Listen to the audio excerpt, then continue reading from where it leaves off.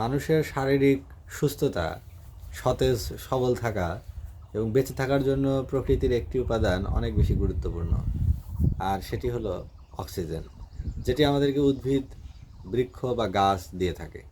সেই অক্সিজেন আমরা শ্বাস নিয়ে গ্রহণ করি।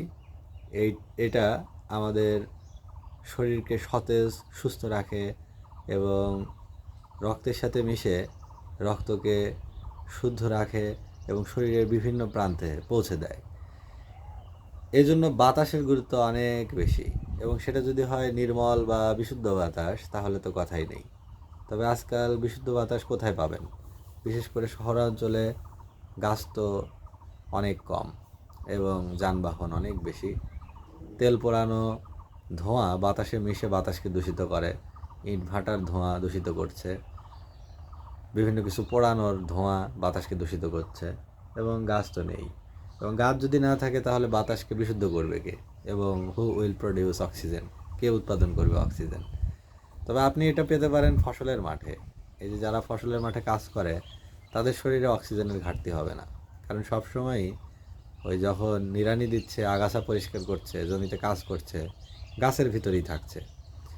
সেখান থেকে অক্সিজেন তাদের ভিতরে প্রবেশ করবে এবং তারা আরও বেশি সুস্থ এবং নীরোগ থাকতে পারবে।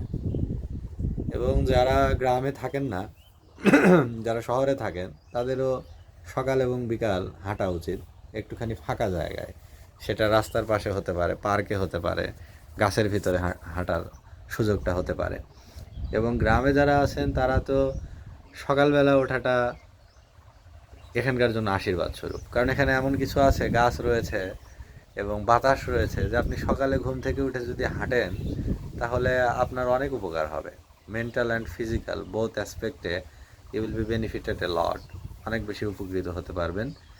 এবং একটি ফসলের মাঠের পাশে এখানে একটি ছাউনি, একটি ছোট্ট ঘর রয়েছে। সেই ঘরে বসে প্রকৃতির সাথে কথা হচ্ছে এবং সকালের দমকা বাতাস এটা অনুভূত হচ্ছে।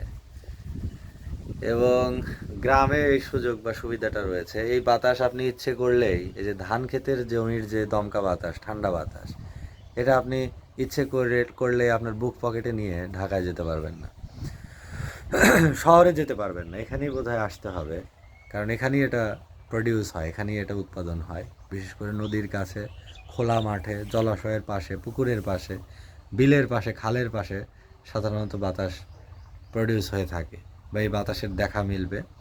তাছাড়া এই বাতাস সব জায়গায় তো পাওয়া যাবে না, তবে এর জন্য গাছ প্রয়োজন।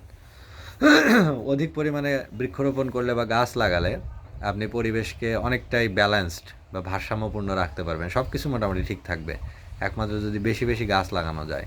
গাছ পারে এই কাজটা করতে, গাছের সেই ক্ষমতা রয়েছে, ওরা ওই ইকোসিস্টেম তৈরি করবে, গাছে পাখি বসবে, ওই পাখি আবার নানা কীট পতঙ্গ খেয়ে প্রকৃতিকে ভালো রাখবে, আবার ওটা ছায়া দেবে, ফল দেবে, বাতাসকে পিউরিফাই করবে। তো অনেক বেনিফিট রয়েছে, মানে একটা গাছ শুধু এক সাইডের উপকার করবে না, আপনি সব কিছুর মূলে তাকিয়ে দেখবেন যে গাছ বিভিন্ন দিক দিয়ে আপনাকে উপকার করে যাচ্ছে।